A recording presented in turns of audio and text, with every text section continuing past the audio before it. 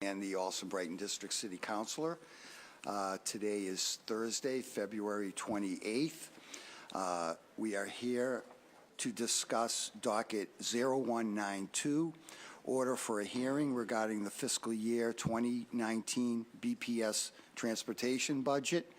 I'd like to remind folks that this is a public hearing, both being broadcast live and taped for future viewing on Comcast Channel 8, RCN 82, Verizon 1964, and streamed at boston.gov/city-council-TV. Please silence any electronic devices. At the conclusion of the presentation and questions from my colleagues, we will have public testimony. There is a sign-in sheet to my left by the door. We ask that you state your name, any affiliation and address, and check the box if you do wish to provide public testimony. You can also submit written testimony by email at ccc.wm@boston.gov. I'd like to introduce the sponsor of today's docket, City Councilor at Large, Essaibi-George, and I have no opening statement. Do you want to say something? Brief remarks. Okay. Thank you. Thank you all for being here today. I look forward to hearing from our presenters this morning as to an update on where we are to date for spending and what we expect our total spending to be at the end of this current fiscal year. Last year, we approved a $119 million Boston Public Schools transportation budget, and I'm curious at this just past the mid-year point where we happen to be with that spending. Last year, we did the same type of hearing. I held a hearing regarding the FY18 Boston Public Schools transportation hearing and had suggested at that point, and again during our budget cycle, that we would do this again to understand where some of the potential savings might be for this fiscal year or if we're seeing any cost overruns. We do know that the BPS transportation budget increases every year, and that's an unfortunate reality. So if we could better understand ways to control some of those costs, control certainly the cost overruns, and how we can understand sort of the decisions that are made and the impacts that influence the spending that we have for our BPS transportation budget. I thank you all for being here today, especially Chief Hanlon. I know you were here earlier for Build BPS. You'll be here next week for our school security. So I do appreciate your time and look forward to your presentation. Thank you, Councilor. So with that, I'll hand it over to you, John, and your team. Okay, thank you very much. My name is John Hanlon. I'm the Chief Operating Officer for Boston Public Schools. I'm here with Delaver and Stanislaus, the Director of Transportation for Boston Public Schools, as well as Ed Pesch, Assistant Director in Finance for Transportation in Boston Public Schools. I wanted to open up the presentation today with just a few framing principles that I'd like for all of us to have in mind as we embark upon this presentation. Number one, per the hearing order, our presentation is specific to FY19 spending, and as Councilor Essaibi-George, you mentioned that this is really specific to where we're at in this current fiscal year. This is not a presentation on FY20 decision-making or budgeting. I would direct the Council's attention toward the school committee, the ongoing school committee budget process for any questions related to FY20 planning, and certainly we'll be back here in a few weeks to talk about transportation equity through a different hearing that's been called, but then later than that, I'm sure, a budget hearing as well. So anything related to FY20, we would just kindly ask that we table until the appropriate time. Second, while I understand that everyone in this room is very busy, this is a difficult time of day for the transportation department, given that our buses are going to be on the road soon, and it is a snowy day that sometimes has some transportation operations impacts. So if possible, with all due respect, I would ask that we try to end the presentation and the hearing prior to 2 p.m. if possible, and if not, to end as close to on time as we could so that our team can get back to work managing the buses across Boston Public Schools. Great. Third, one thing that you'll see very clearly in our presentation today, and one thing that we've presented to you before, is that our costs are truly a result of our policy choices. While we pride ourselves in the level of school choice that we offer for students in Boston, and while we pride ourselves in the level of service that we offer for students with special needs, it is without question that those two factors come at a very high cost. Also, as you all know, and what we've discussed here in this chamber in the past, we are burdened with state law requirements that mandate that we have to provide service for non-BPS students, including more than 5,000 charter and parochial school students this year alone, to more than 100 different sites in and outside of the Boston area. Third, while we pride ourselves on the level of service we provide for students experiencing homelessness or students in transition, that too comes at a high cost, and a cost of more than $7 million in FY19 alone. I'm not trying to be defensive, and no one at this table will be defensive today. We're just pointing out the facts of the matter, that unfortunately the nature of transportation in this city is that costs will continue to be a very large part of the conversation while we continue to make the policy choices that we make, and while we in transportation do the best we can to honor those policy choices. The last principle that I'd bring up is that prior to my own time in BPS, I was on the outside, and I understand how easy it is to question the size of the transportation budget. I understand how easy it is to point to the fact that it's 10% of the overall district budget, that we have very large per capita costs. I understand all that. Having been involved now in transportation for the last 3 years, though, I can also tell you that I understand how difficult it is to understand that there actually might be quite valid reasons, policy-driven reasons behind those high costs. I understand that it's difficult to understand the level of innovation that this department has taken on in the last 3 years, more innovation than the department had seen many years prior to that, including a first-of-its-kind transportation challenge with partners from MIT a few years ago that received national attention. I also understand that it's difficult to note that the department has experienced quite a bit of turnover. In fact, over the last 3 years, we've had 3 different directors, and I'm happy to say that Delaverne is doing an amazing job as our current director of transportation. But it's been hard to steady that ship amid some troubled waters over the last few years, with a lot of people criticizing the work of the department and a lot of turnover. And lastly, on that same note, I understand that it's difficult to understand the immense work ethic that takes place and that is embodied by the many, many individuals within the Department of Transportation.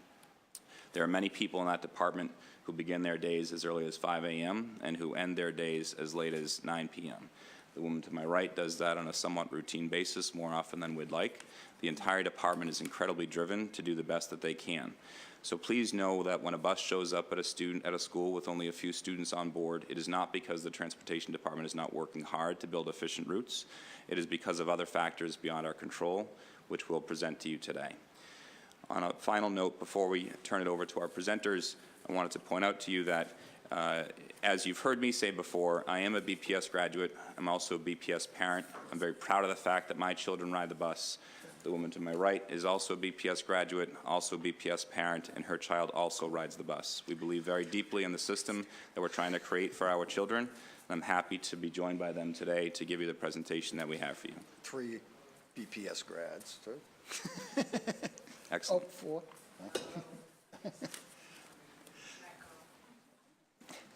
4. Rob, too.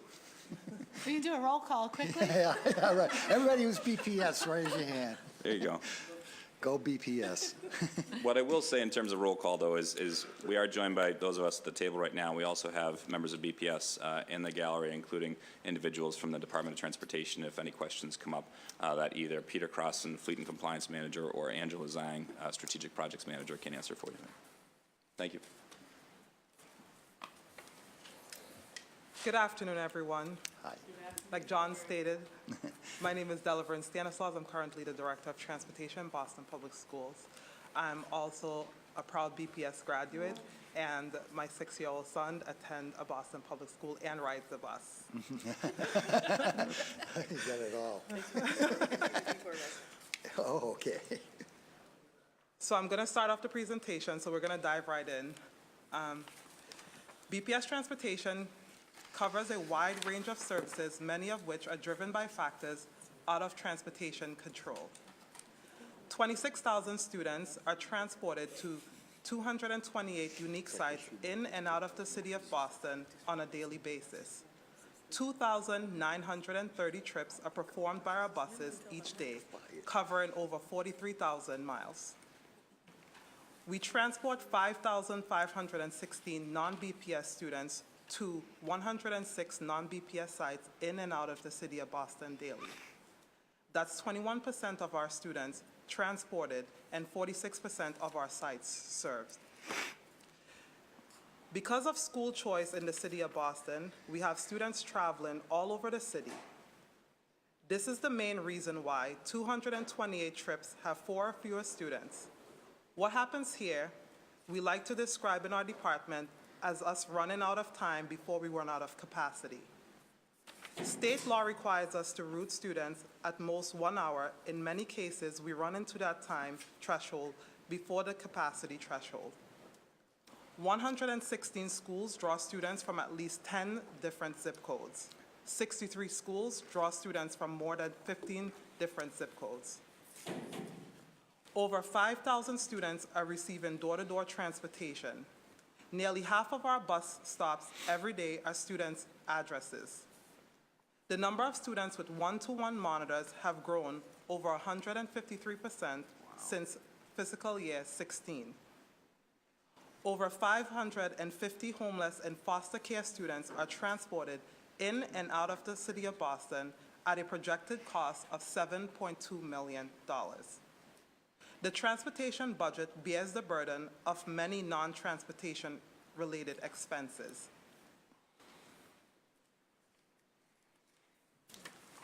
Now we're going to turn it over to Ed, our Assistant Director of Finance. Good afternoon, everyone. Yeah. Before we dive in, I just want to frame a little bit on how this presentation is supposed to flow. You guys are going to see a lot of themes that you're already very familiar with. And a lot of this is on the service side of things. How many students we transport, how many schools we go to, the kinds of students, et cetera. And I like to call this the service we provide or the why we spend our money. And over the last few years, I think the department has gotten a lot better at analyzing and presenting this type of data. What you'll also see today is what we spend our money on.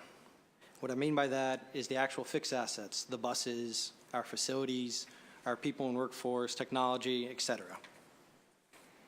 What we've been working really hard on is learning how the why and the what mesh together, because those two pieces are extremely important.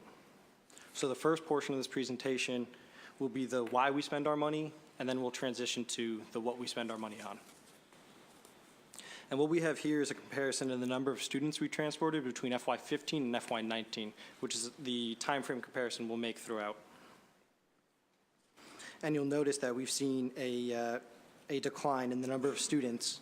However, the number of sites we're transporting to has increased. And just to remind everyone, between FY15 and FY16 was when we made the transition of 7th and 8th graders from yellow school bus to M7 passes. So while we're no longer providing yellow bus services and the cost associated with them, there's still the cost of the M7 passes. So those costs for those students did not go completely away. But the most important takeaway here is the number of sites. When we are transporting to more sites, this means that the students are distributed amongst more locations and then distributed amongst more buses. For example, if John, Dell, and I 1 year had been attending the same school, it's likely we'd be on one bus together. But in year 2, if we all attended different schools and if the time that we need to get to each of those schools didn't align in the right way, it's definitely possible that we would be taking 3 separate buses.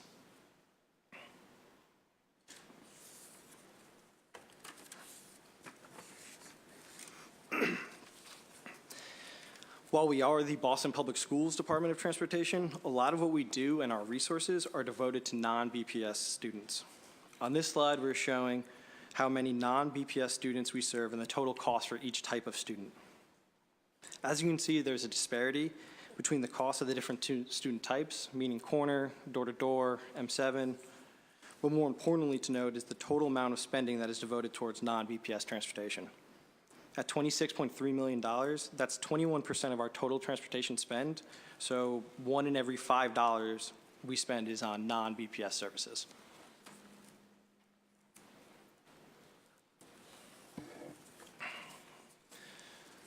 Many different schools, and this includes BPS, charter, private, parochial, et cetera, draw students from all over the city.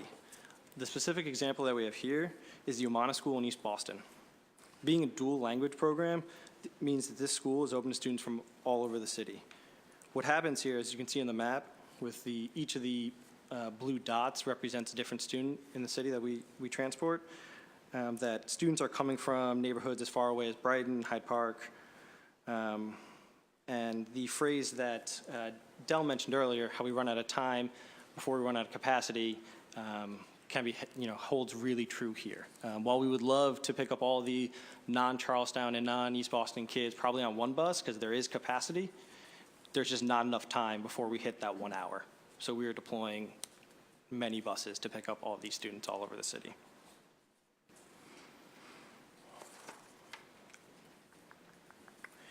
And while we're showing the Umana-specific example in the map to the right, if you look in the bottom left-hand corner, this is pretty profound through all the schools. And this is inclusive of BPS, charter, private, parochial, with 63 schools drawing students from more than 115 unique Boston zip codes, and then another 53 pulling from 10 to 14.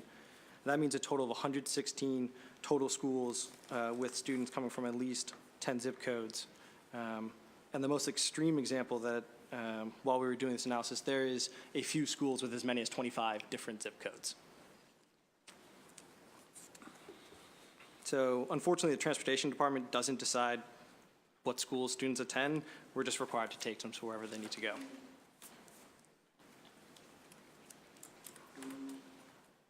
So now we've covered the impact that school type and school choice has on the system. Now we're going to transition a little bit more towards the impact that the different types of students has in our system. If you remember previously, we spoke about how the total number of students we transport has gone down. However, we actually have more bus stops today than we did in FY15. Thank you. This happens because the number of door-to-door students has increased over the same time frame. As we have shared before, the cost of corner students and door-to-door varies pretty drastically. Door-to-door students are more than 2.5 times more expensive than corner students. And this all goes back to that same time reference that Del made. At a door-to-door stop, we're limited to picking up 1 student, which takes up much more time than if we were to be able to go to a corner stop and pick up 30 students. As we've seen the distribution of students we transport from corner to corner to door-to-door, this has added complexity and cost to our system. We estimate that the transition alone costs about $5.6 million than if the distribution had stayed the same.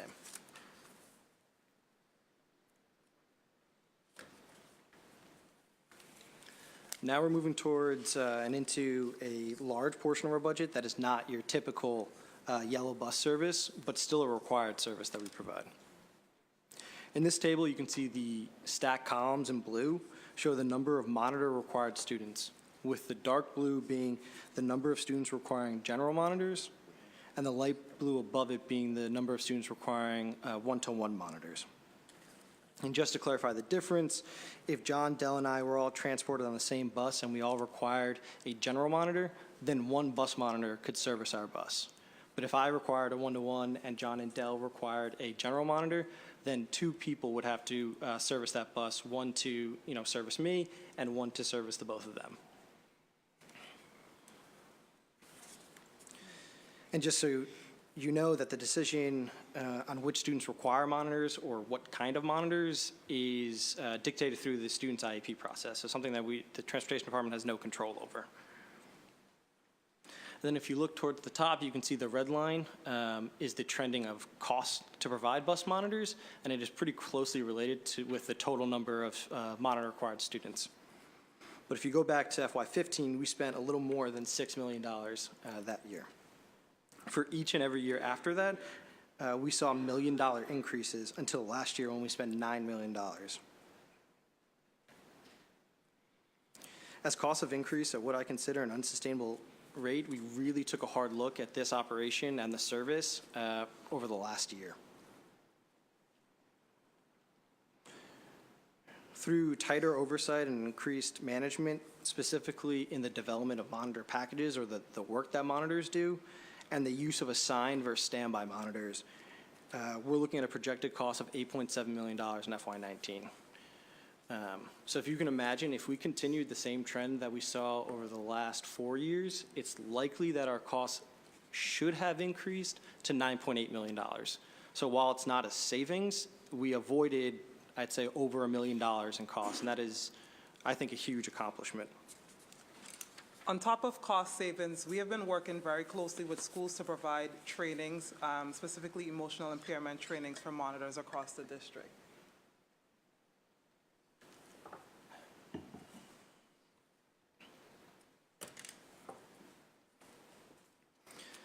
The cost to provide transportation services for our homeless students and the students in custody of the state is another cost driver that has grown very rapidly over the last several years.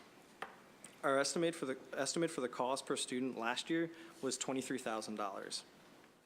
The high cost is driven by how temporary the transportation usually is. This group of students travel in and out of Boston to schools that can be very far away. There are different laws that dictate where a student goes to school, but in the case of students in custody of the state, so usually, the welfare agency here is DCF, what happens is called a best interest determination. And what a best interest determination, it's based on a variety of factors made by the welfare agency, the district where the student had been attending, and where the student currently lives. So those three parties come together to make that best interest determination.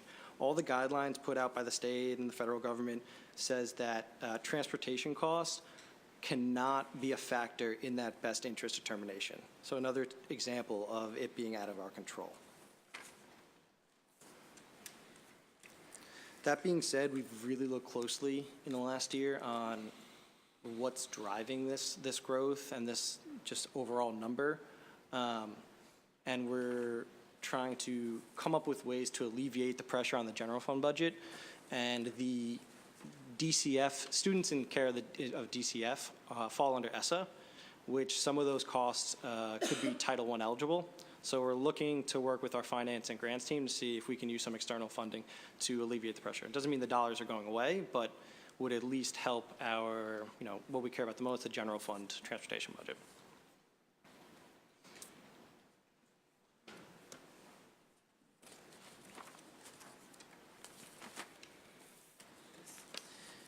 Now we're going to move a bit more towards what we spend our dollars on. And what we have here is a majority of our total spending. These are the dollars that flow through TransDev or for our typical yellow bus service.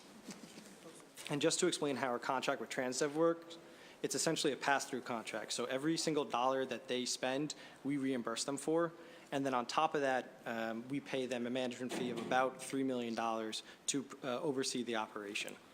And that $3 million is not included here on purpose. What I wanted to do is really show just the true yellow bus service costs, because if any other vendor were here, First Student or any other transportation vendor replaced TransDev, then these costs would remain the same. What would be different is that $3 million. They would just, how they do the whole bidding process. Now, as you can see, almost nearly 80% of these costs in the blue column on the left are, which is all yellow bus spending, are personnel-related costs. And this includes salaries for our workers, so that's drivers, mechanics, our dispatch, safety personnel, et cetera. This also includes, which is pretty uncommon for a departmental budget like ours, is the cost of healthcare. TransDev on its roster has about 1,000 employees, so a pretty large workforce. And none of them are covered under the city's health insurance plans. Because of that, our budget bears the burden that no other budget aside from Boston Public Health Commission and then Boston Public Schools as a whole for healthcare. I'm just pointing this out because when we compare our budget between other city departments or other districts' transportation spending, it's rarely a apples-to-apples comparison because of this. On top of that, almost the entirety of this workforce is unionized with annual cost of living adjustments, as well as the healthcare premiums that I mentioned, which are really just a factor of the health insurance market at the time. And then also because these are technically private employees, they don't feed into the state's pension system. They're provided an additional 401k cost, which is unlike any other city department. And these are, for most of our unions, they have a collectively bargained company match that grows annually. And all these costs that I've just been going through, each and every year, regardless of what you do, are almost always going to increase in cost. Just normal inflation, cost of living adjustments, so on. And Ed, if I can jump in before you go to the next slide, what I wanted to say, just to put this into perspective, because we haven't talked about this particular component of our costs in this chamber before. What you're seeing is about $25 million of costs in the transportation budget are for things that you hardly ever see in any other department's budget. That's about 20% of our overall spending is on a line item that you, again, would hardly ever see on any other city department's budget. You do see it on the overall BPS budget. You do see it in the Boston Public Health Commission. You don't see it anywhere else. And again, that's a very, very significant cost in our budget that if we were another department might show up somewhere else and would not actually hit our transportation spending. It's an important point.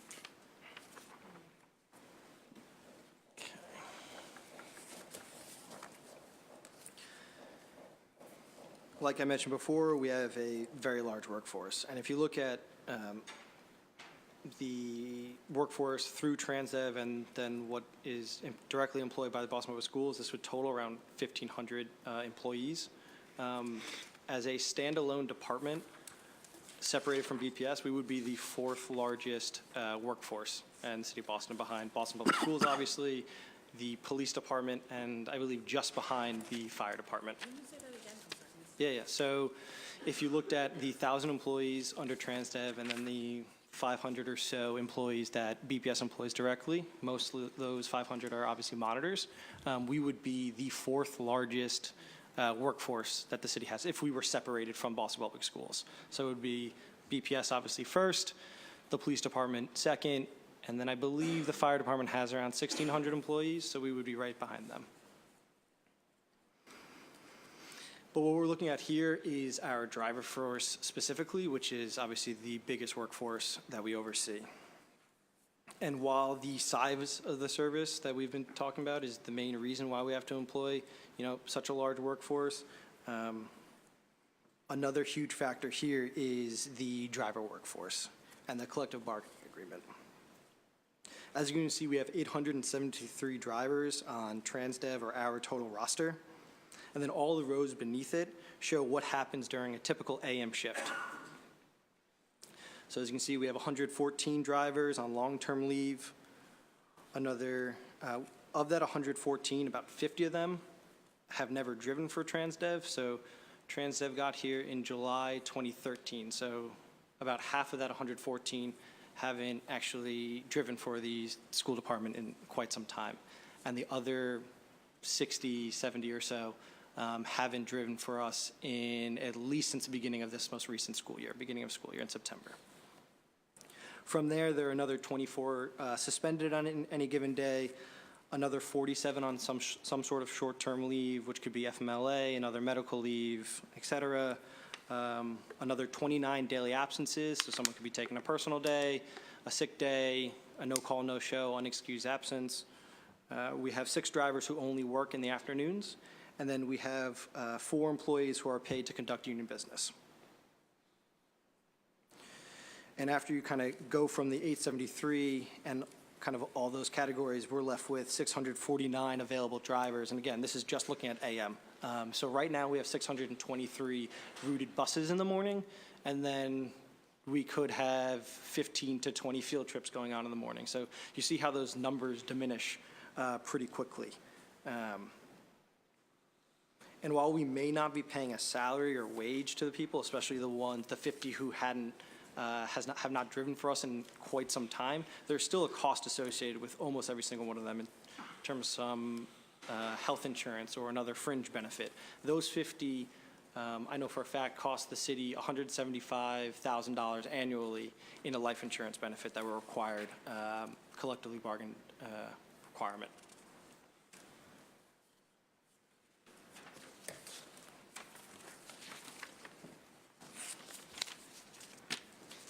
Another cost category we go into is the contracted services that flow through TransDev. And much of TransDev contracted services costs are not typical yellow bus service costs. We spend a lot of money on our facilities in terms of upkeep and maintenance, and this includes maintenance on the lots where the buses are parked in, so that could be paving, filling potholes, snow removal, but then also on the buildings that house our dispatch, our maintenance shops, and that could be, utilities and things of that nature. The main reason I want to show this is another example when our department costs are compared to other districts. It's probably not a true apples-to-apples comparison. What usually happens is that these costs are budgeted within a facilities or a property management department. Again, these costs exist in other districts. It's just they might not always fall on the transportation department.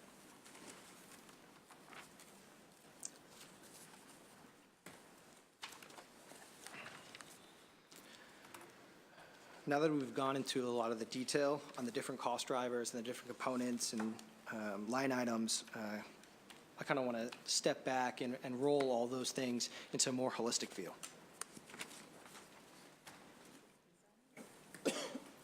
Our current year projections have us spending $126.1 million this fiscal year. That's up $3 million or 2.4% more than last year. If you take a look back at FY15, you will see that we spent $108.6 million that year. Now, if you look at the bottom of this chart, you'll see that our year-over-year growth percentage, and that is something that is decreased each and every year, and that's a huge accomplishment in my eyes. And I think we can attribute this to a variety of things, such as the optimization of routes, holding TransDev, our vendor, more accountable, and then also we've endeavored to kind of cross-collaborate between internal BPS departments like our special education department, our technology department, TransDev, our vendor, and then also other state agencies. But the most important factor here is how much slower the growth is each and every year. It was as much as 5.3% from 15 to 16, and our projected growth this year is half of that.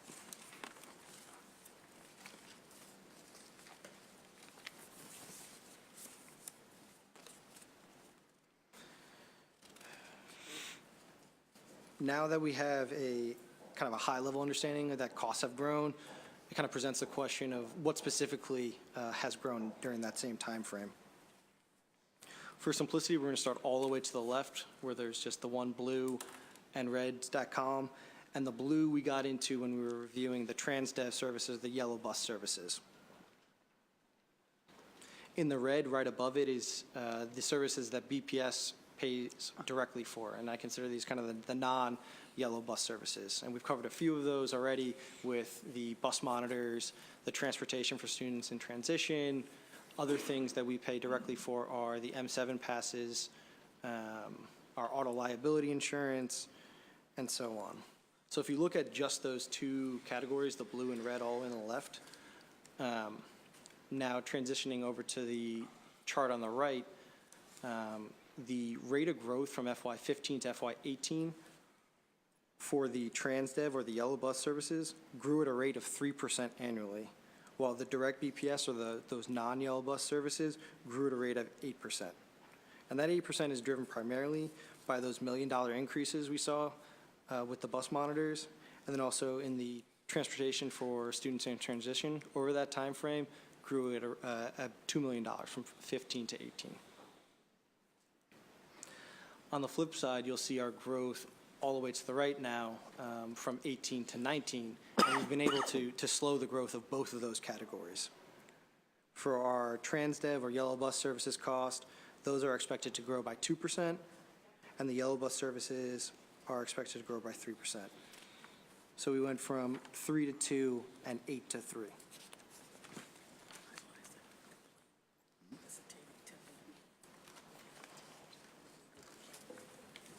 And this is just another look that compares specifically the growth from FY18 actuals to our FY19 projection.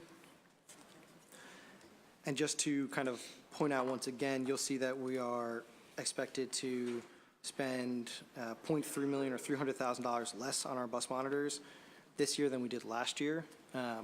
Again, that we are almost certain that probably would have grown based on the trend that we've seen over the last couple of years to $9.8 million. So while it shows a 3% or a $300,000 decrease in spending, there's also cost avoidance there, that we avoided over $1 million in cost.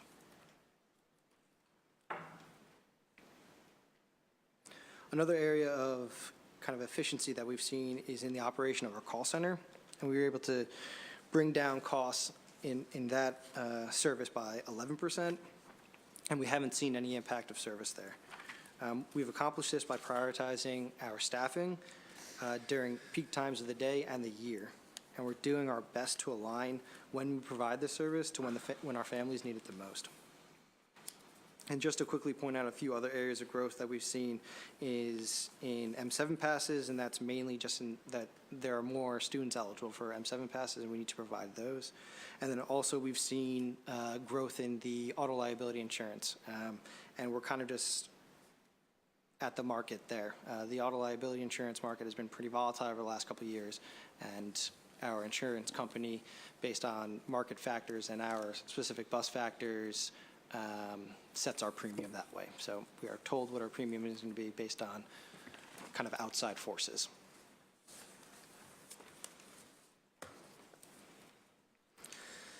Now, trying to pull this all together, come full circle, on why we spend our money and what we spend it on.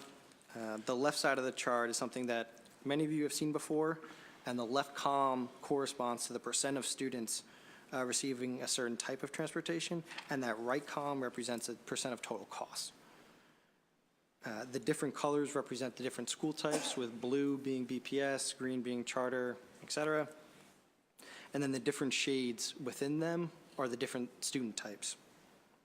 So if you look all the way on the very bottom, in the very dark blue, you're going to see that 30% of our students transported are corner students, and they represent 35% of our cost. If you go up one shade above that, you're going to see our the BPS door-to-door students, and they represent 11% of our total students transported. However, they represent also 35% of our costs. So you can really see how expensive those types of students are. And then the table on the right is kind of shows a breakdown more specifically on the number of students and our average cost per pupil. And that kind of is cherry-picked to include just the yellow bus and bus monitor costs. One thing to note on that slide, by the way, is you're looking at the different columns on the left-hand side. You'll see that less than 25% of our students are BPS door-to-door, charter, or private special education. Again, less than 25% of our students come from those three student groups, and yet those three groups represent more than 50% of our costs. Can you say that again? The three student groups of BPS door-to-door, charter, and private special education represent less than 25% of our students transported each day, and yet they comprise more than 50% of our costs.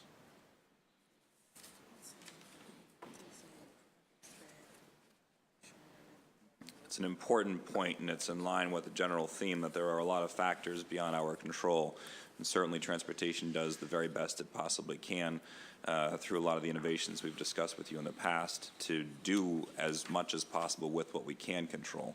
But there are certain increases in student rider types and certain laws that we can't avoid. These are things beyond our control, and they represent a large percentage of our costs. Sorry, Ed.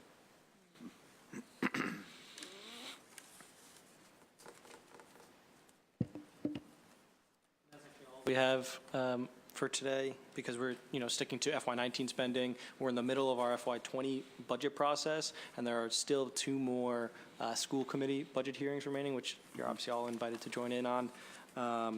From there, we'll obviously be back here for the equity hearing at the end of April or at the end of March, and then obviously whenever the operation-specific BPS budget FY20 budget hearing is. Thank you very much. Let me introduce my colleagues who arrived shortly after you started your presentation. To my far right, Councilor Kim Janey. To my immediate right, Councilor Andrea Campbell.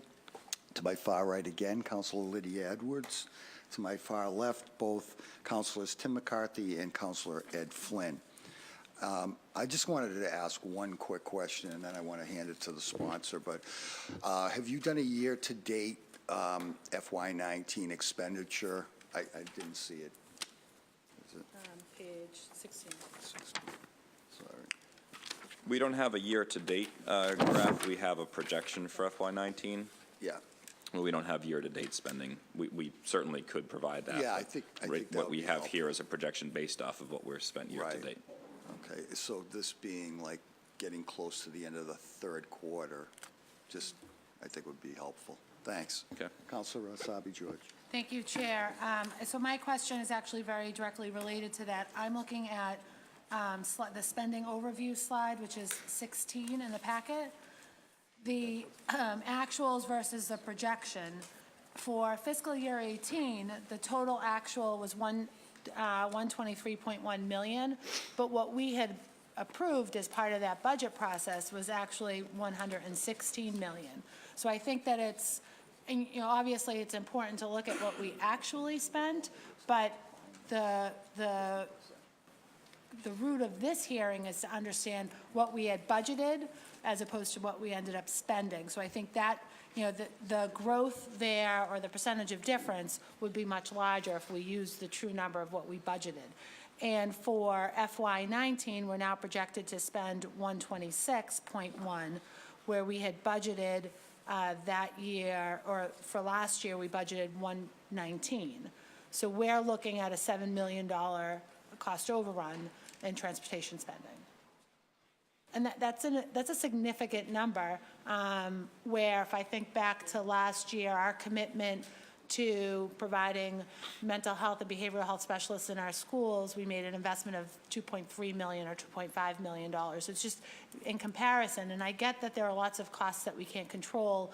There are things that policy determines that you all are just responding to, but part of what this hearing is meant to do is bring to light the budgeting process, what we approve as a city council through our budget, first through your school committee process, then through our budgeting process here under the leadership of our Ways and Means Chair, and then, you know, where we end up halfway through the school year, and we're looking at a $7 million overrun, which is, you know, certainly frustrating to see. I understand that there are reasons for that, but it's still a significant cost overrun.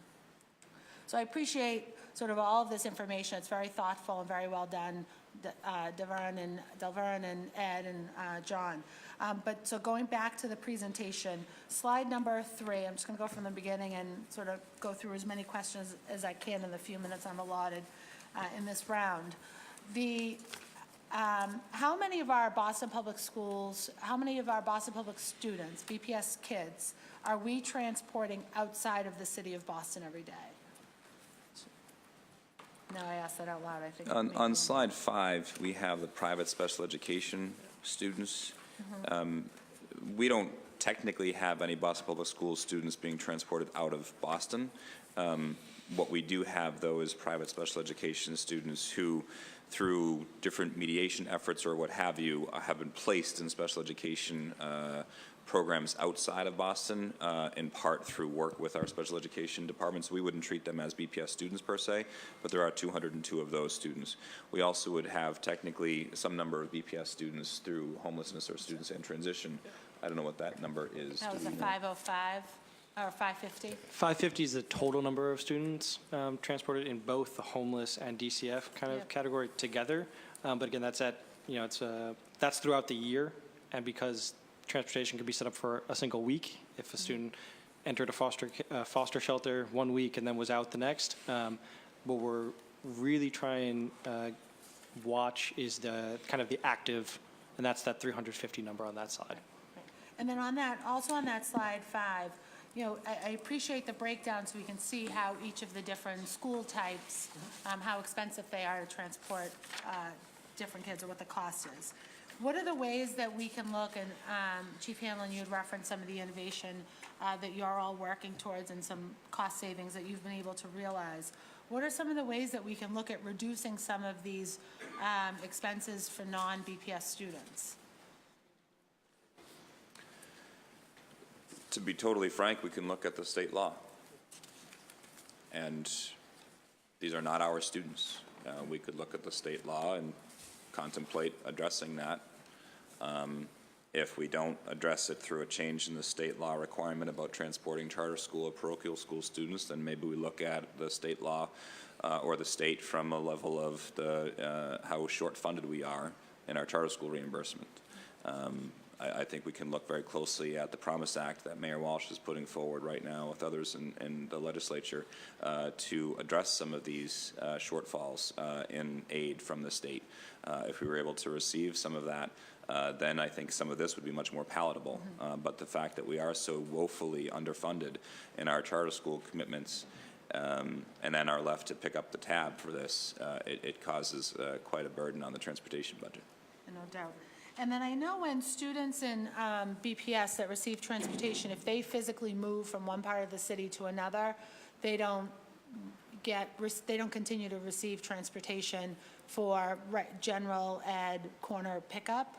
If a charter school or a parochial school student moves, do we also take away transportation, or are we mandated as if they were citywide schools? Quite frankly, because charter schools by law are citywide, charter school students have much more flexibility with regard to their transportation options than our own district students do, which again is troublesome for us.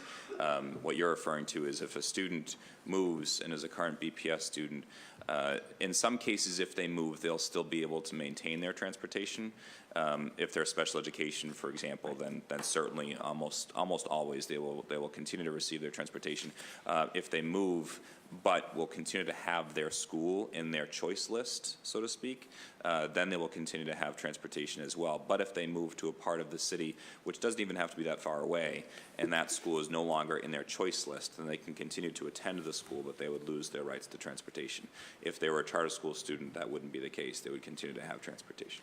If a charter school student moved outside of the city, which is within their ability to do we have to provide transportation for that student? No. So a kid that lives in Boston, attends a charter school located in Boston, but moves outside the city, we no longer are responsible for transportation? Correct. Great. Right, that's it for this round for me. Thank you. Thank you. Counselor Janey? Thank you so much.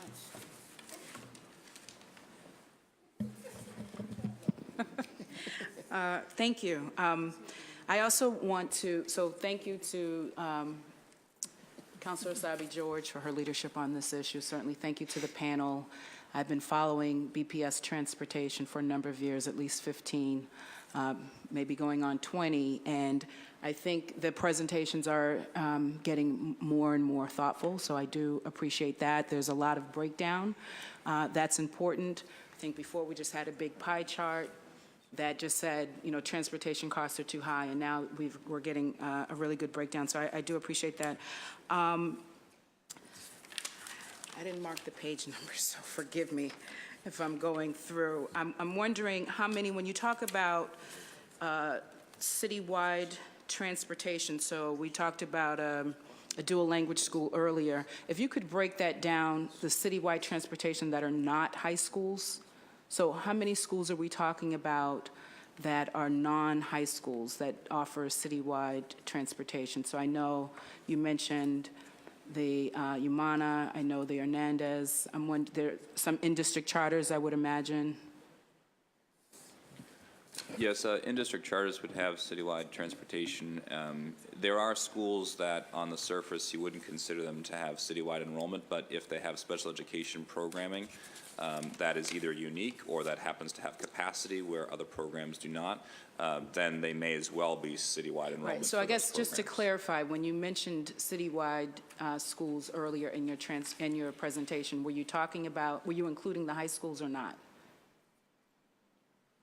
I think you might be referring to slide 6 where we talk about the level of school choice and how far our students are coming. Right, so are seventh graders who go to 7th through 12th, are they getting buses or are they getting bus passes? What are they getting? They're getting M7T passes, MBTA passes. good. What we're referring to in the numbers on slide 6, which again is I think the data you're referring to, we're simply talking about schools or students receiving transportation on yellow bus. And when you were, there was a slide about zip codes. I'm sorry. That's also slide 6. Slide 6. Yep. Slide 6. So of those students, how many of these students, did you do a breakdown to understand how many of these students are being grandfathered under the old assignment plan or not? Like, I'd be interested. So when we talk about more than 15 zip codes being served with the 63 schools, is that, what is that? Is that the citywide transportation like the Hernandez, or are those the children who are being grandfathered in? And how far into that are we in terms of number of years, and how much is that costing? We could provide that information for you. I don't know if we'd be able to give you a reliable cost estimate for the students who are being grandfathered, because it would be so laden with other variables and assumptions that would build into those costs. But we could certainly provide, or I believe we could provide, the number of students who are still grandfathered in. We are now more than just a few years into the new transportation system, assignment system. So it's likely that that number is getting pretty small. What you're seeing here, though, isn't necessarily a byproduct of the old assignment system. This is a byproduct of the level of school choice that we have. And again, it's not just... Under the home-based?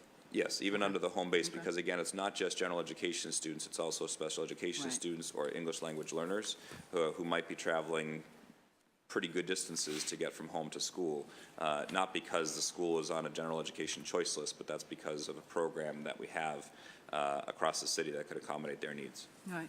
And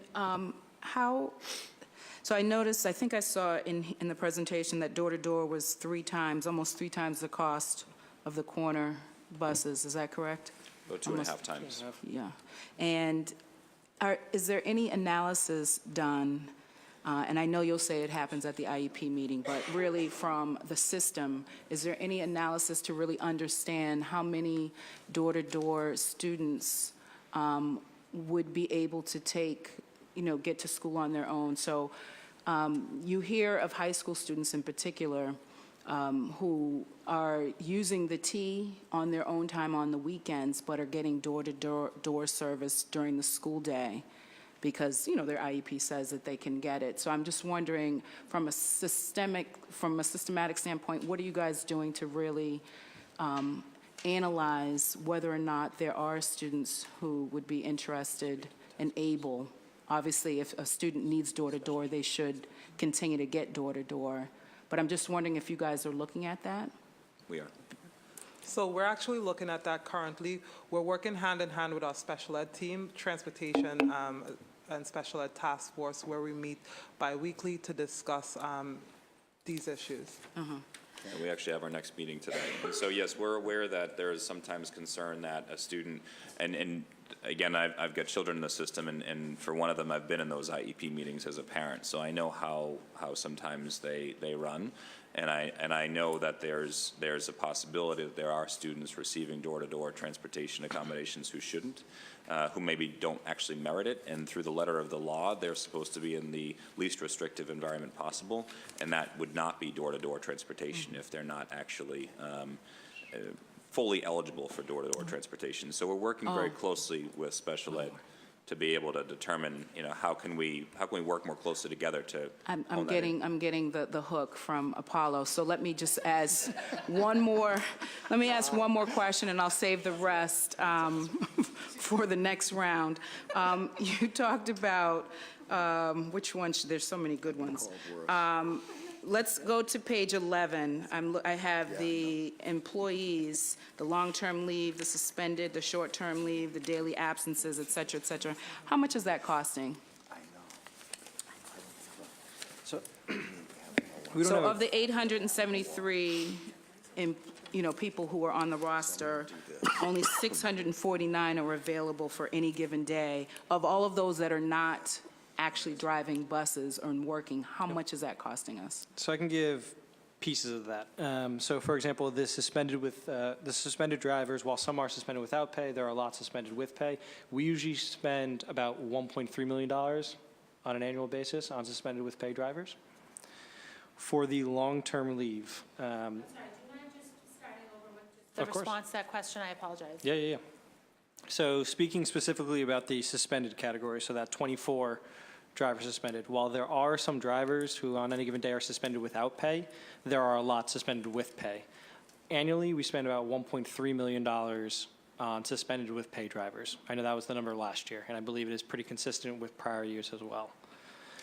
When we look at the long-term leave category at the very top, that 114, Yep. while we're not paying a salary to those people because they're not driving, for 50 of those people on a long-term leave, they haven't driven for TransDev, who's been here since July 2013. So that's FY14, and now we're in FY19. Again, they're not collecting a salary, but they are collecting a random life insurance benefit that we pay for, and that has an annual cost of about $175,000 a year. Similar with the short-term leave and even daily absences.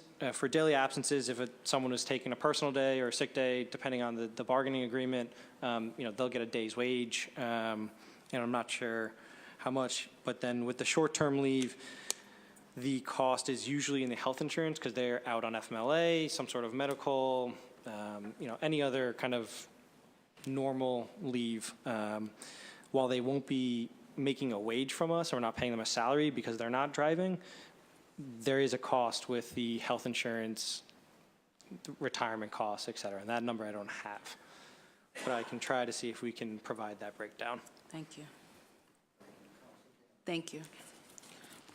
Thank you, Councilor Siamo, and thank you, Councilor Essaibi-George, for continuing to have these hearings. They're very helpful. Thank you to all of you. The presentations are great.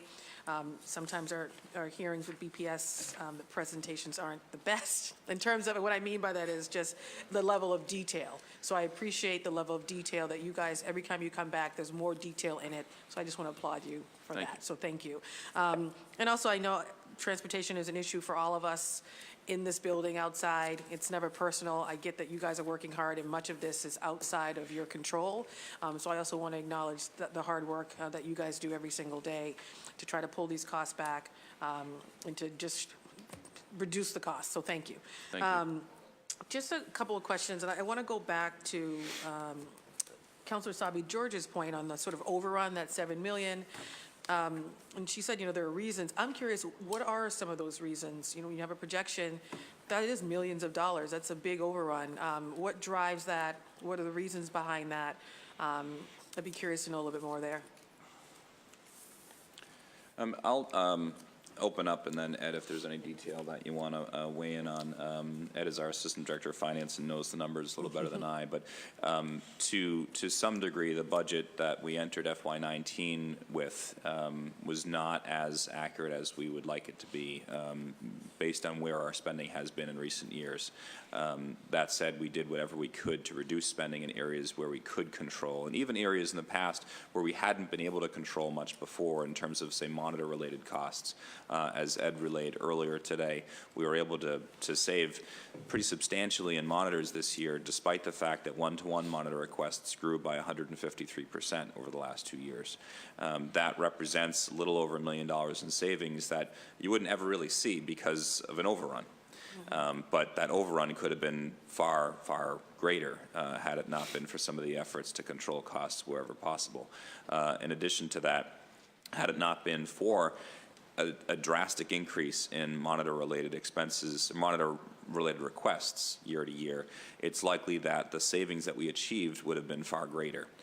Similarly, the increase in the number of sites this year, particularly with private special education students, those being our most expensive student to transport, that was also a cost beyond our control that we hadn't been able to budget for. And I don't remember the numbers specifically, but our year-to-year growth in that category from last year to this year was very surprising and sort of above the trend that we had seen in recent years, and not something that we would have been able to budget for appropriately because you don't have as much visibility into that issue as you'd like on a year-to-year basis. In addition to that, fuel costs have risen, insurance costs have risen, other things that rose even above our projected increases, and unfortunately we're not able to sustain those costs. Clearly, it is an overrun. Clearly, we're not happy about it. Nobody in transportation is, and we're doing everything we can every day to reduce costs. And we hope with everything that we do, we'll be able to control costs better in FY20, which again, we'll discuss in the next couple months when the budget hearings come around.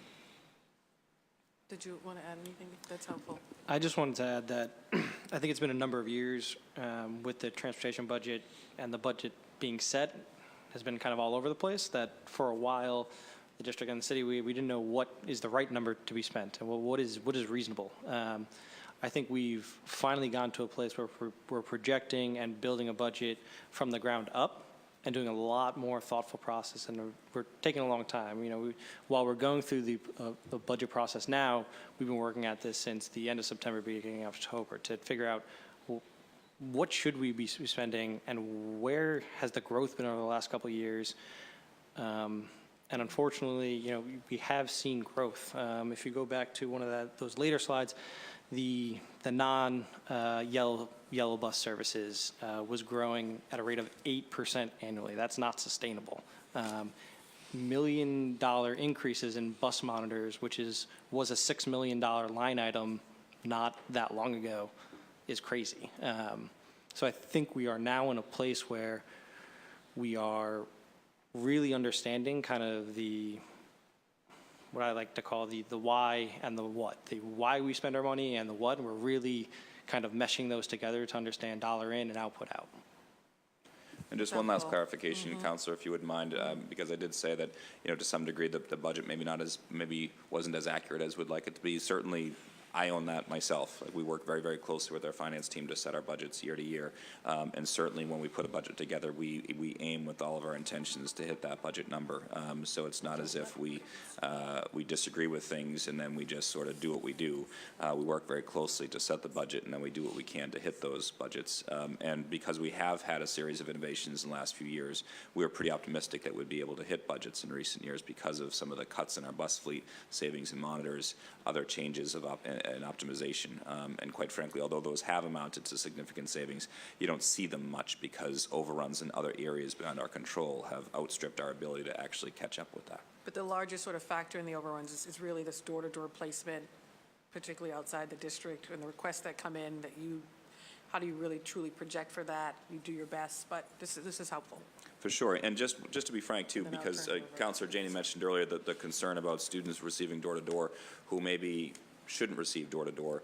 Just to be clear, we're also seeing a dramatic rise in the number of students with autism entering the district every year now, and that population is going up and up, which, quite frankly, I take great pride in. My wife teaches at the Lee School, which is it is actually the largest program for autism in the city. It's awesome, D4. We have tremendous programs for students with autism in the city, and we're happy to see families trusting us with their children, but that does then lead to unforeseen increases in transportation costs, which we're happy to bear. There you Yeah, go. I can wait for the next round. I wanted to say one last thing was, even if every single student remained at the same address and they were going to the same exact school and everything stayed the same, our cost next year would likely be higher, regardless if there was no change. That's because we have to pay our drivers, and the entire operation is 6 unions. All of them have baked in, I think all of them consistently have 2% increases. Because we bear the burden of health insurance, that thing that no other kind of departmental budget, that's going to go up every year because of the health insurance market, and premiums are just going up. And lastly, they're not pensions, but we provide 401ks to all the TransDev employees. Right now, I think it's a 3% total wage match that TransDev and in turn BPS bears the burden of. Over the last couple years, that's percentage increases. Thank you very much. Thank you. Councilor I can wait for the Edwards. Oh, thank you. I appreciate, again, I'll just echo, but also get to the point of some of my questions. I wanted to specifically ask about overall costs of, as you know, in Charlestown, we have an issue of folks, and that's also been voiced by some folks, so when it comes to busing equity. And I just wanted to go, I don't think the numbers are here, but I do hope in that maybe follow-up conversations, which we will have many of, how much would it actually cost to bus every BPS student, the high school students? I know it's not here, but I'd like that number. How much would it actually cost? I know we have the policy now at 7th and 8th graders, and then after that, we are not busing kids 9th grade and up. So I'm curious about that cost. I'm curious if that number matches or is less than the 50% of the budget that we're paying for the door-to-door, the private kids, and the charter schools. So I'm curious about a comparison of those two numbers for my own education. I'm also curious about how we can start, and I don't know that it's happening right now, how we can start to get private developers to begin to pay as mitigation into BPS or to help schools. They do it right now, right? They'll paint a school, they'll provide laptops to a school, they'll do a lot of stuff, and these are good things, these are not bad things, but there are things that they are contributing to some of the congestion, they're contributing to some of the traffic issues that we're facing in our district by how much they're building and the density. So I'd love for BPS to start to ask them to contribute in terms of helping to alleviate that burden, provide money, provide a bus grant, provide something that they can provide into so that we're able to bus more of our kids, or at least maybe decrease the cost of busing some of them. And I'm strictly talking about the BPS kids, not necessarily Boston resident kids going to charter and other schools. So I don't know if you want to... A couple responses to both of your points. First, you're right, we don't have a cost estimate in front of us prepared today if we were to provide service for all of our students. One thing to note, though, is that we provide about 20,000 M7T passes during the course of the year for 20,000 students. We transport currently about 26,000 students. We currently transport those 26,000 students at the costs that you've seen through this. Those are including the door-to-door, the private, and the charter? Correct. Okay. If we provided transportation service with Yellow Bus to 20,000 additional students, you're likely to see far above $50 million in costs for the buses and the bus yards and the related staff costs for that population of students. Again, we can try to provide that. It's very difficult because we've never routed those students before on buses, and to get a true estimate, you'd have to actually build bus routes all over again with the entire student population in mind and not just those eligible for Yellow Bus. What I would suggest that we do for you, if this works, is to provide an estimate of that based on certain assumptions. And I'm only thinking off the top of my head, but my sense of it is that it would cost far in excess of $50 million to provide that level of service for all of our students not currently on Yellow Bus. Right. So just then, specifically in my district, if we were to add a bus, 2 buses, one from East Boston, run that number to go to BLA, or one from Charlestown, an additional bus, could you get me those numbers? And I'm not assuming that you then would fund that. I'm assuming I can run those numbers over to a developer and advocate heavily for my district if need be. But I don't have those numbers.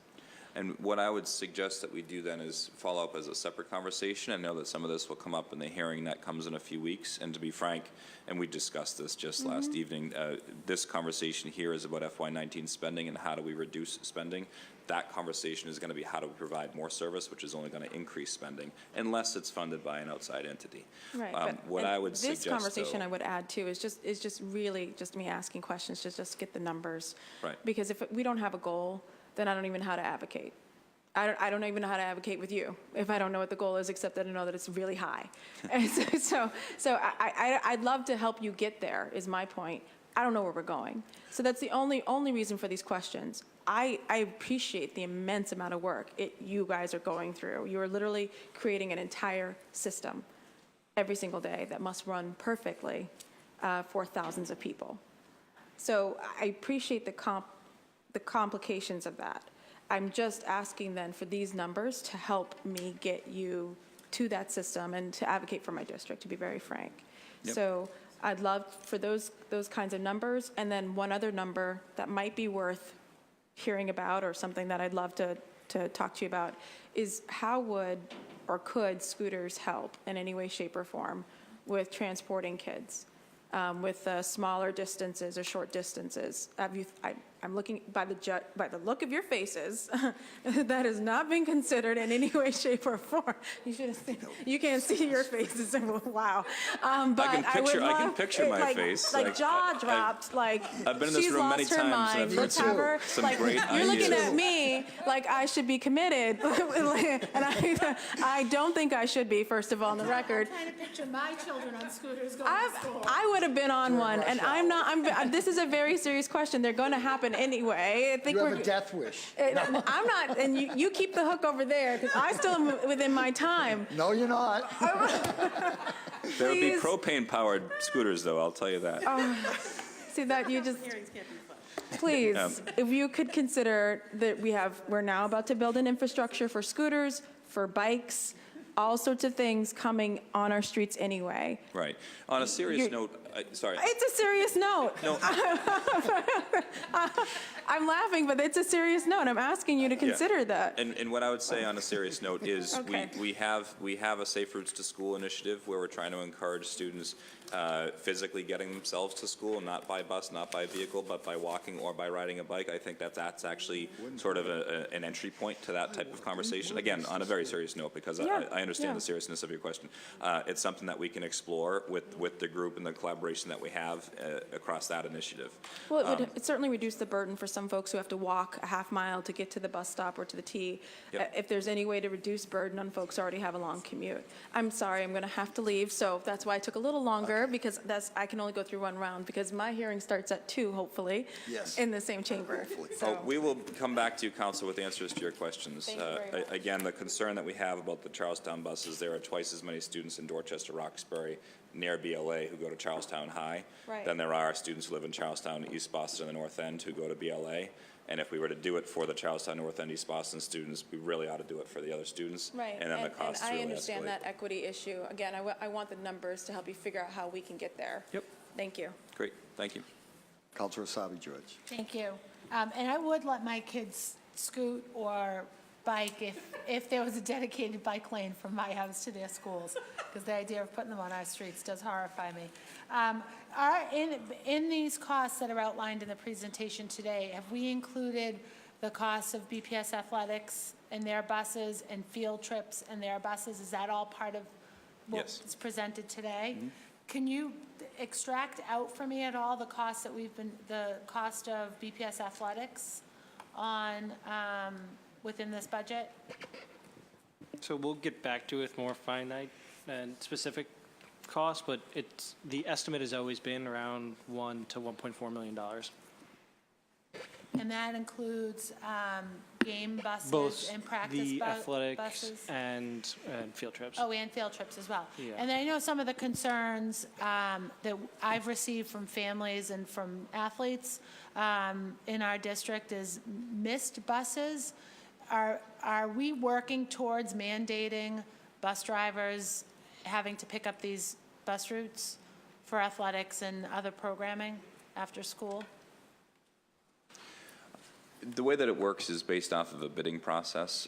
We have had conversations with both the union and with Transdev to basically tighten the management of that operation within Transdev, both with greater partnership with the union, who is a very good partner of ours, but also in the timing of the bus requests themselves from the athletics department or from the schools, so that we have more advanced notice of the need for buses, and then potentially advanced posting of those buses to the bus drivers. Once they bid on one of those routes, then, correct me if I'm wrong, they are compelled to drive the route that they bid on. And what is the response if a bus route's been, or with athletics in particular, if it's been bid on and then there is a no-show? Then that situation is treated just as if a driver didn't show up for work.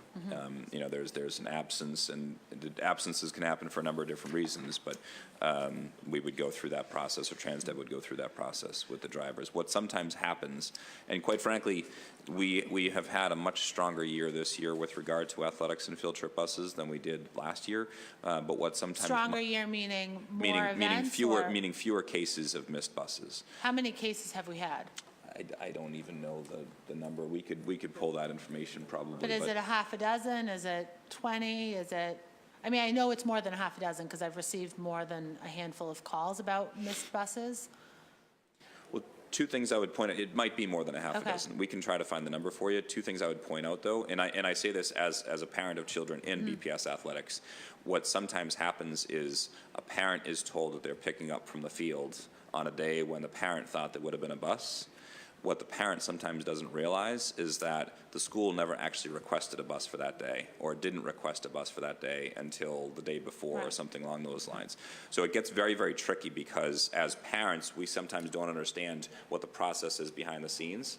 And all I know is my kid's bus didn't show up. Well, your kid actually never was going to get a bus today, if Right. you see what I'm saying. Right, no, I understand. So it would be good to know those numbers, whether it's for our follow-up hearing through the Education Committee on some transportation stuff, but certainly for our FY '20 budget hearings, because that would be, I think, important to know, and how we can support and improve the show numbers for those buses. Also, last year during this same hearing for last year's budget, we talked about the number of the rise in cost due to exception time for some of our bus drivers. Could we talk a little bit about any improvements in that? Because that was, I think, a larger number that we faced in this budget.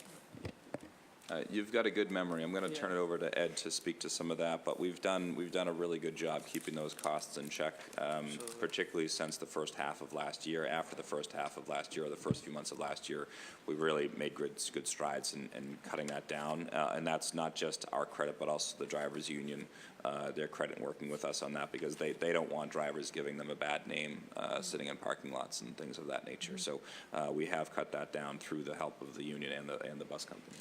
Exactly. I don't have specific numbers in front of me, but FY15 and FY16, we had seen consistent kind of exception time payouts, and there was a bump in FY17 and an even larger bump in FY17 and FY18. FY19, we've been able to stabilize, and this is part of the cross-collaboration with us and TransDev, and us just holding TransDev more accountable to denying these kind of false exception time requests. So we're back down to those FY15 and FY16 levels, but I can get numbers. Great. Now, I think would be important, too, going into FY '20 to understand where those numbers have been over time. Right, and then just one last point, Yeah. Council, that's just important to note. Exception time doesn't mean fraud, okay? Exception time, by and large, usually means you're stuck in construction, in traffic. You have a wheelchair student, the wheelchair bus wasn't working properly, or a myriad number of delays that happen out in the road for very, very valid reasons. That's usually what we see for exception time. Great. And then I'm going to have a quick follow-up question, if you don't mind. Last year, we also talked about the 35 out of 750 bus drivers that were suspended with pay that were being investigated by DCF. Have we seen a resolution in those cases? How many bus drivers remain suspended without pay, specific to DCF cases?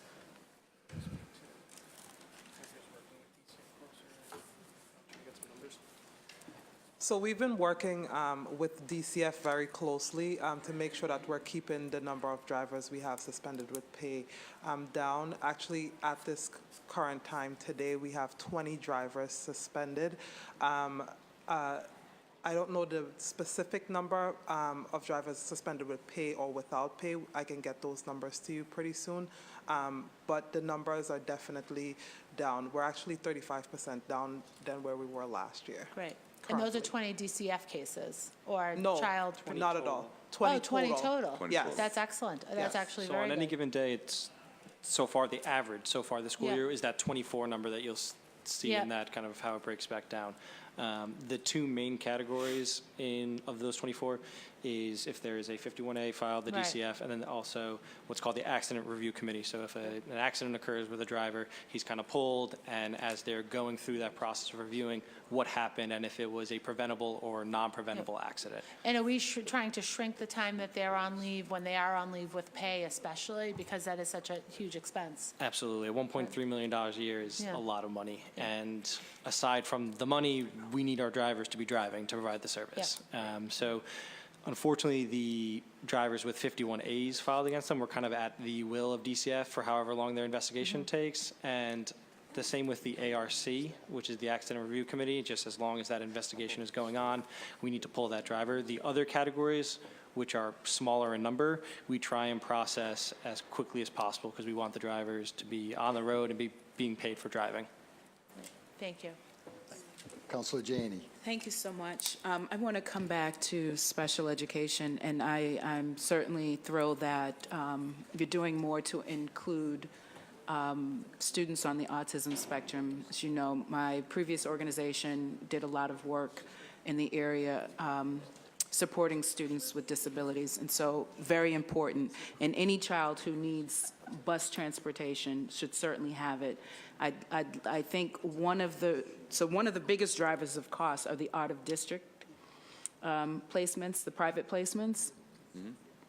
And there are many in the advocacy community who would argue that, that parents who are seeking out-of-district placements are doing so because they are not able to get what they need for their children within BPS. And it's often parents who know how to navigate the system and who can advocate strongly for their children.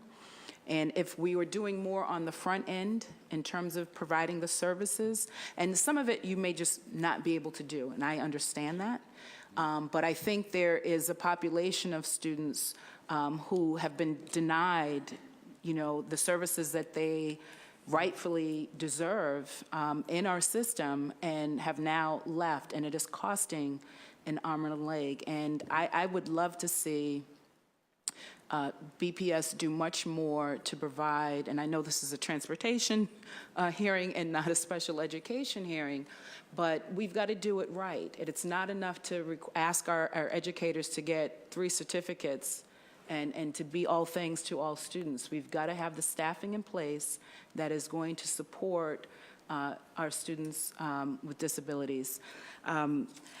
You had mentioned the 153% increase since fiscal year 16 with the one-to-one monitors. What accounts for that? Why is there some new requirement? Why such a large growth in such a short period of time? What explains that? I'm sure it's a number of factors. We've been working very closely with special education to better understand it ourselves. Mm-hmm. Certainly part of it is an increase in or a change in the student mix, so to speak, among different special needs categories. As I mentioned before, the increase in the students with autism would have part of that, would be responsible for part of that. There are a number of different reasons, though, why monitors might be assigned to students who maybe wouldn't have gotten those same monitors years prior. So we're working very closely with special ed to better figure that out. We've also taken part in different trainings for special education, what they call the COSISs. And those are the staff positions at each school who oversee the special education program at a given school and then thus oversee the IEP process at their school. So we worked closely in those trainings to share some of the data with those individuals as well to try to better unpack why we're seeing this increase and if we can try to guard against it in the future. And did you say earlier that the corner students are only 30% of the cost and that 70% of the cost are elsewhere? BPS corner students are 35% of the cost. 35, I thought I heard 30. And BPS door-to-door students are also 35% of the cost. Okay, thank you for That's clarifying. 70% of the cost. The rest is made up in other categories. Thank you. So the 30 is 30% of the students we transport are corner students. And Okay, they okay, cost I hear you. 35% of spending. No, I got you. I got you Thank now. you, Ed. Thank you for that clarification. You mentioned also in this presentation that you were monitoring something, some areas that led to some efficiencies, and I'm wondering how are you doing in other areas to see how you can save some, or at least keep the cost from rising? I guess it's not really a saving. So I think it was an early slide here.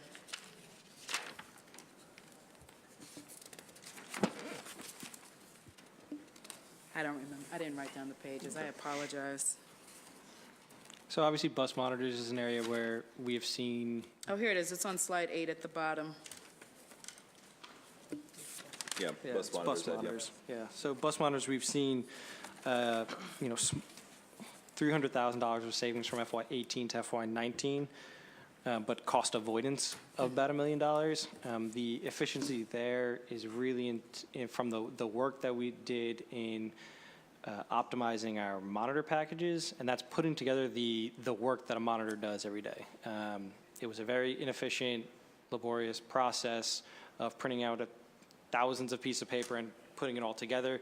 We're trying to use technology a little bit better, so the optimization of bus monitors is trying to get them to do as many runs in a day as possible.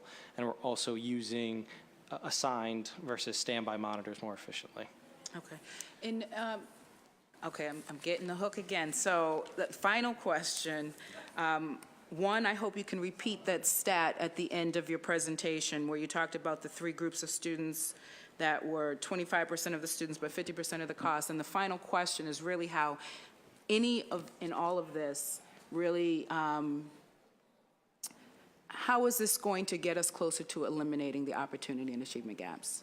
How are we making sure that students, that we're not creating more disparities? So we know that the home-based assignment is in fact doing just that. How are we using, so anytime any department comes, I want to know how is your work directly related to closing the opportunity and achievement gap? So that's my final. Thank you so much, Mr. Chair. I appreciate that. That's a very, very important question. I'll take a stab at it, and then Del or Ed, if you'd like to take a stab at it as well. And then the 3 stats that you mentioned before, too. Sure. Well, I'll say that of at your the outset, presentation. and then I'll try to answer your last question, which, I mean, anybody who works in BPS, if you're not getting up every morning to try to close the opportunity and achievement gap, then you're in the wrong profession. So I'd just be curious to hear what my colleagues have to say, because we all try to do that in our own way. The rider types that you mentioned before, if you looked at the 3 categories of BPS door-to-door, charter, and private special education, it's less than 25% of our students and more than 50% of our costs. Okay. If you, to be a little bit more crude in terms of the math, if you looked at our BPS door-to-door and added in our non-BPS obligations, you'd have about $65 to $70 million in costs just right there alone. Again, more than half of our budget, far more than half of our budget, and in areas that we can't control very much. As for your question about how we doing the work in transportation to close opportunity and achievement gaps, what I and some of my colleagues often say is that transportation is almost quite literally the vehicle to provide equity within the city. And while I know that there are criticisms right now related to home-based assignment and other assignment models that could potentially ever be envisioned, we strive in transportation to make sure that if a student needs to attend a school across the city because of their own needs or because of their own desires to attend that school, then we do our very best to make sure that that student gets to that school. And if in our process of allowing students to access schools far beyond their own neighborhood allows us to, in some small way, close the opportunity gap for those students, then I feel like we're doing what we need to do to drive the mission of the district forward. Clearly, the work in our fellow departments related to academics, related to special education, English language learners, all these other departments have, one might argue, a bigger say in closing the opportunity and achievement gap, but certainly the piece that we play is important in making sure that our students access the programs that they need to access for their own needs. Thank you, Mr. Chair. Did you have anything to add? I can add something, sorry. No, Delaware, go ahead. Yeah. So transportation provides access to education. When I look at transportation, I look at before kids even get into school for a teacher to teach, before they can get into school for a teacher to teach, or even before they get to their building, anything of that nature, they need transportation in order to get there. So in terms of Councilor Janey's question, of how we're closing the achievement gap. In transportation on a day-to-day, we strive to provide safe, reliable, and on-time transportation to all of the students in the city of Boston, going to either Boston Public Schools, charter, or private and parochial schools. I really do appreciate that. And I ask because we know if we looked at the special education private placement, many of those parents are white, affluent parents, and we know that that is costing the system a lot of money, and it's at the expense of kids in our district who are getting access to schools that need lots of improvement, and they're being asked to take public transportation. More and more of them are being asked to get on public transportation, which is not reliable. So I think there's more work to be done. I certainly appreciate the work that you're doing, but I think we've got to do more and do better. Thank you. And just one last note on that, Councilor Janey, because it is such a critical question. We will continue to have conversations with Councilor Edwards around the issue related to bus service from the Charlestown, East Boston, North End communities. But my answer to that earlier is also part and parcel with my answer to closing the opportunity and achievement gaps, that we really need to think about everything that we do through an equity lens, such that we're not providing services for some people who can provide pressure and not providing those same services for other children and other students. Thank you, Councilor Ciamo. So just going back, I guess, to Councilor Janey's initial question around the special ed students, as those grow, those placements outside of Boston that are increasing, and obviously one of the biggest drivers of our cost, right? It really does speak to, and this is not just obviously your department, the special ed department, academics, curriculum, the need for our system to do better with respect to programming for these students so that they don't have to go to these out-of-district placements. Started my legal career as an education attorney doing IEP hearings, and I understand it, parents advocating and making sure their kids have the best, and if we can't provide it in BPS, they have to go elsewhere. So I think it's really incumbent upon us to continue the conversations with other departments to say, what are you doing with respect to making sure that we have programs like at the Lee School, for example, that are expanding and doing incredible work that usually don't get highlighted, the work they do at the Lee. No media attention around the incredible work happening there. What are we doing with respect to other strands of programming for special populations of students? And what's our timeline around some of that? Because that's a big driver of obviously some of these costs. So I just wanted to put that out there because it was definitely a question I was going to have, but I thought how you obviously responded to Councilor Janey was great, but the fact you're meeting with the special ed department is fantastic too. But we know that this conversation can't just fall on transportation, right? I wanted to just quickly go back to the state law piece.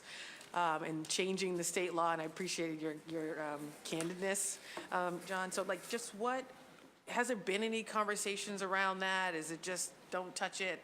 I'm just curious what the conversation has been, if any, around that point you made earlier.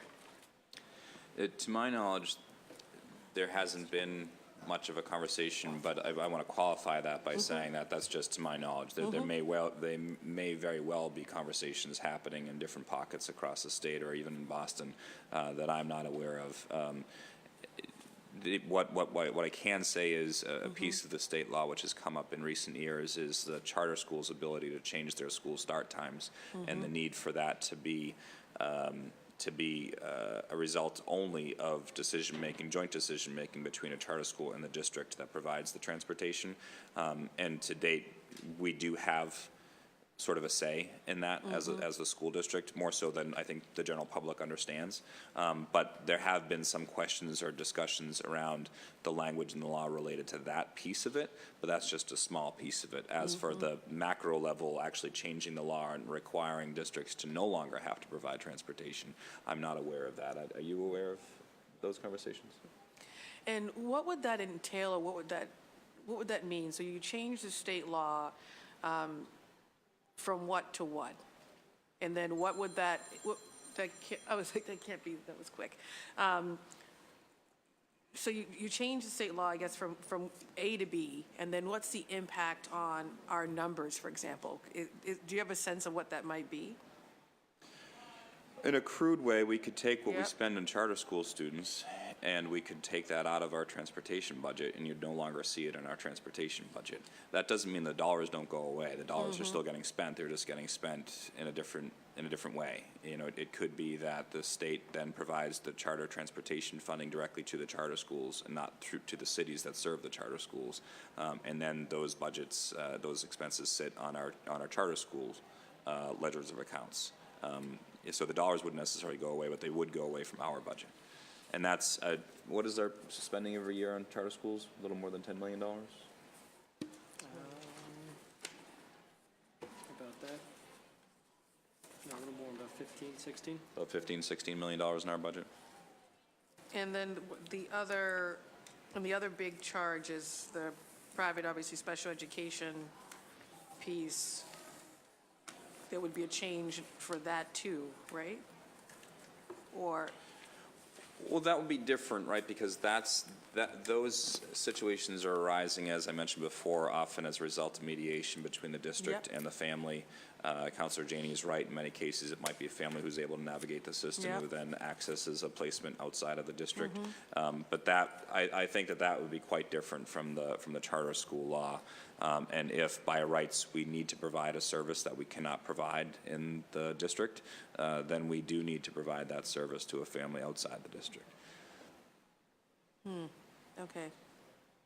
I was just sort of talking that through. I mean, I have a lot of charter schools in my district, and frankly, parents who say, you know, BPS isn't serving them well, so they're looking for some other alternative, and whether it's a scholarship to a private school, parochial school, or a charter school, you know, these are families that don't have usually the money to go anywhere else, and charter schools provide that option for them, right?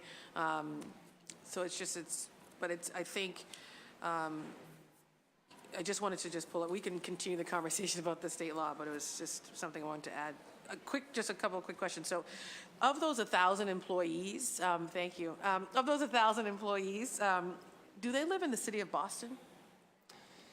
They're not required to, so no. So, do we know? Do we have is there data on where these drivers live? Because I look at what, the personnel costs, the benefits that they get, all of that, that some of our own people don't get. And I was like, we're just curious if they live in the city of Boston. And when I said no, that they're not required to under the, city policy because they're Yep. not city employees. There may have been a, condition. Because these are good jobs. Yeah, they may have been a condition in our contract with TransDev that required them to be, which I'll get back to Okay. make sure. But I know that a lot of them, not all 1,000 of them, I know some of them do, but not that many. Okay, I would love to see some data on that if you have it. Thank you. Sorry, thank you, guys. I'm going to go quickly because I know we have someone for public testimony and time is almost up. Can you just tell me quickly about the opt-out campaign that was underway last year? And have we had any successes with that to decrease the number of kids who are on our buses? Again, I'll speak in general terms to that, Dell or Ed. If you have the data behind that, that would be wonderful. We have, as you recall, taken great measures in trying to cut down on the number of what we call routed non-riders, so students assigned to buses who are not riding. What we have done each of the last 2 years is surveyed our school, each of our schools, not necessarily our school leaders, and oftentimes it's our school secretaries, those people in the schools charged with keeping sort of a roster of who's riding the bus every day. We work with them every September, October, and then again every May, June to figure out which students are not actually riding the bus.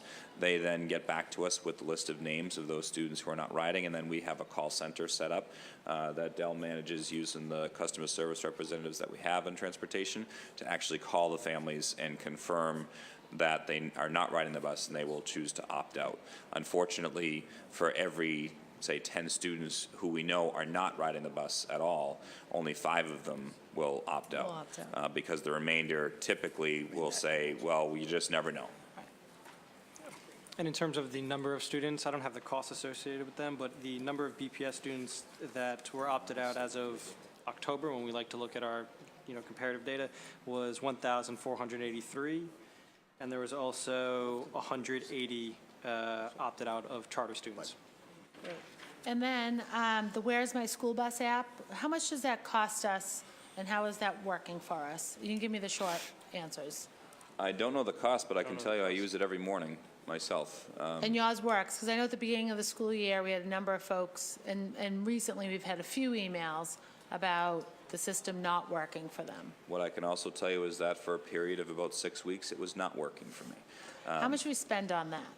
I don't know how much we spend on it. Ed, do you have that? Yeah, it's not a cost that hits the transportation department. It might be an OIT cost. Yeah, we work Okay. with the Office of Information and Instructional Technology on that. It's a very low cost. I don't know exactly what it is, but I know that it's not very much. And what happened for a period of about 6 weeks is that there was a bug in the system that Zonar, our vendor, ultimately fixed. And now the service is restored.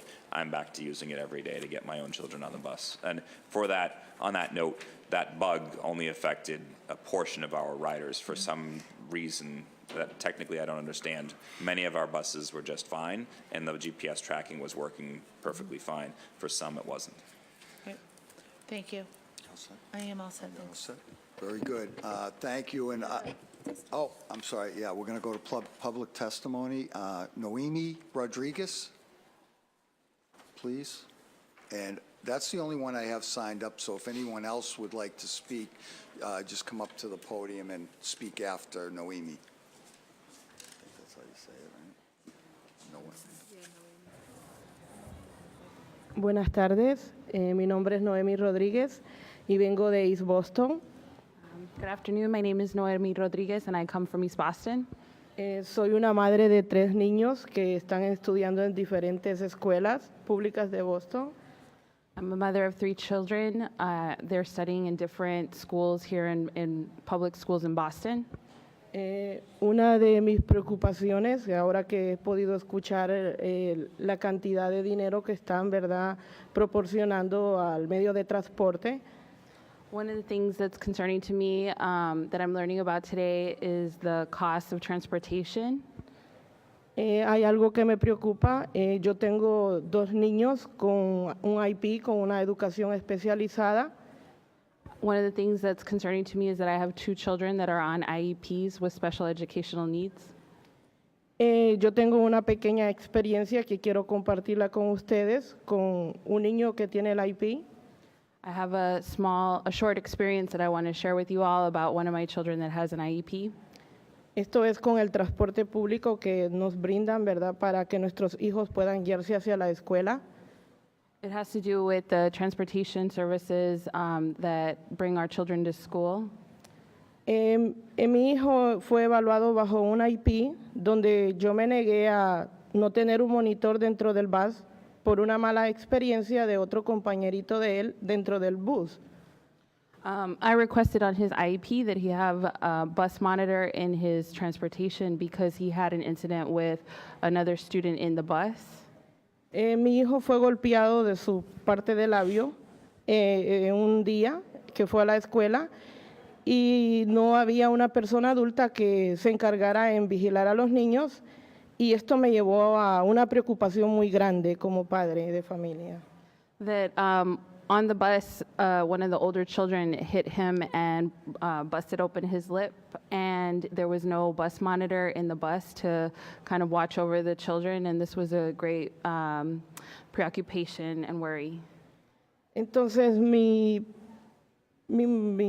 preocupación es que deberían de poner un poquito más de presupuesto en cuanto al monitoreo de los buses, porque sé de que un conductor no va a tener la misma precaución que un monitor puede llevar dentro de un bus con nuestros niños, porque sabemos que hay niños más pequeños dentro de esos buses, no solamente vienen de una edad que sea, digamos, vienen de kinder hasta 5º grado, entonces esto es muy difícil para que el conductor pueda guiar con estos niños o los pueda lidiar el tipo de comportamiento de los niños.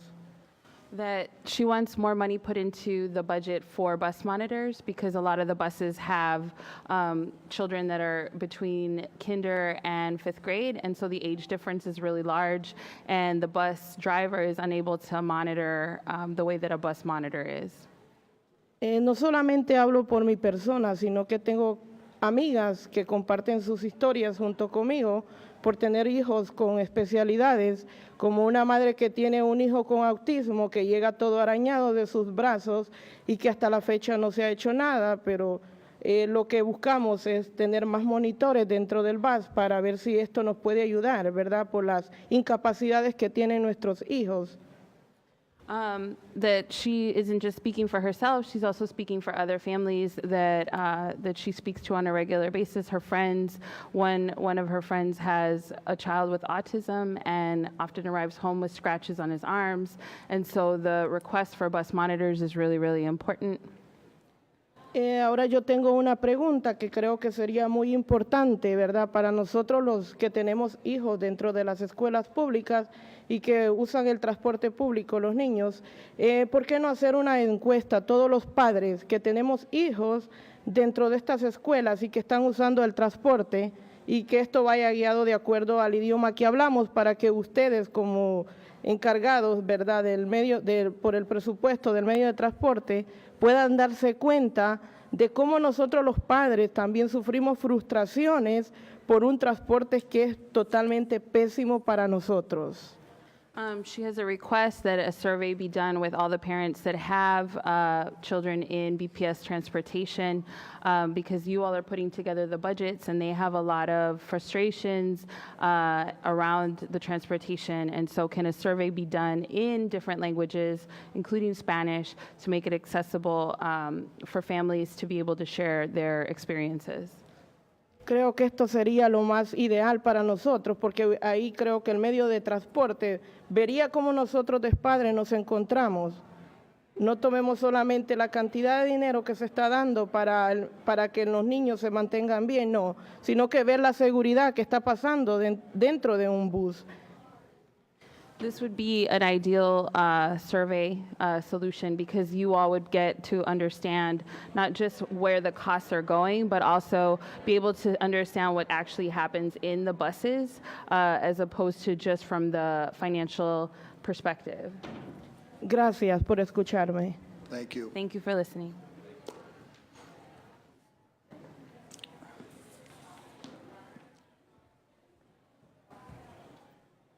Good afternoon.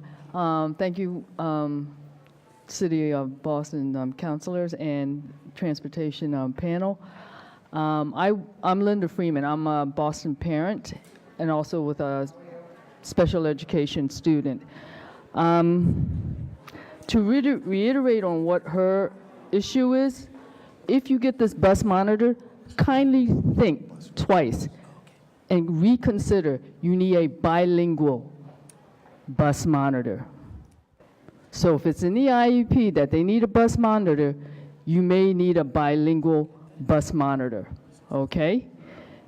Our drivers can't always monitor these kids that are SPED because there are different levels of comprehension, different levels of behavioral and emotional issues, different levels of physical ability.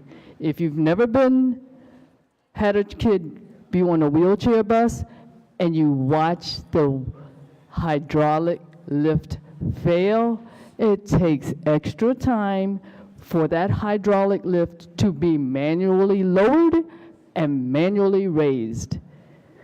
That incident occurred with my son quite so many years ago, because this was before and after knee surgery. Okay, these are things to consider. If you don't go through this, you have no idea. And you also don't have an idea of parents who have very severe disabled kids whose wheelchair has a lot of complexities to its assistive technology. All right, I will reiterate other things that you had already mentioned in regards to transportation. And I'm going to run right through it as quickly as possible. Construction, development, current and upcoming, also impacts BPS buses, their routes, especially our door-to-door and corner-to-corner. And depending on where they're going, it can slow it down. All it takes is one accident to shut the whole roadway down. Slow streets program, either narrowing the neighborhood side streets with raised humps will reduce traveling time. It also impacts our garbage and recycle pickup. It impacts our full buses, our half safeties, and wheelchair bound. Winter snow mix impacts turning uphill, downhill, and/or obstructive snowbanks. And at times when we have heavy downpours, known as flooding. Out-of-district placement due to BPS not having the accommodating services here in district. So they have to be sent out of district. That's your transportation costs. Bus monitors need training. Your bus driver may be of one language. The bus monitor may or may not be of the same language. Sometimes they're up there talking and not paying attention to the kids. That's a huge issue when it comes to safety. They need the training. And they will ignore some of our kids. And a specific one-to-one bus monitor, depending on what's on the IEP, can't always monitor another student who needs a bus monitor. Why? It depends on the complexity of the behavioral and emotional issues or the physical abilities. The other thing is, other districts do not have 130 schools. They don't have a big district, as Boston does. So yes, that's going to affect transportation. They don't have the amount of schools we have. You have to be real about this. And some of our half-safety and wheelchair bus drivers are culturally insensitive when it comes to our students with disabilities. You don't know that, but I've heard it over the years. That's like 15 years of it, of listening to that. When's it going to stop? And when one doesn't have a student with disabilities or a family member with disabilities, then the non-experience in regards to safety and quality of life is actually non-empathetic. Until you go through this as a parent or guardian or a provider or a caretaker, you have no idea of the daily routine and how grueling the task can be. As for our buses, even though this is not quite included in your transportation, the repair parts may possibly be impacted by tariff. I wonder where that came from, and waiting for it if it's out-of-state parts that have to come in. So that impacts your transportation and the cost, and whether you have another standby bus to run the route. Thank you. Thank you. Thank you, panel, and my colleagues, the lead sponsor, Councilor Essaibi-George, Councilor Campbell. As docket 0192, this hearing is adjourned.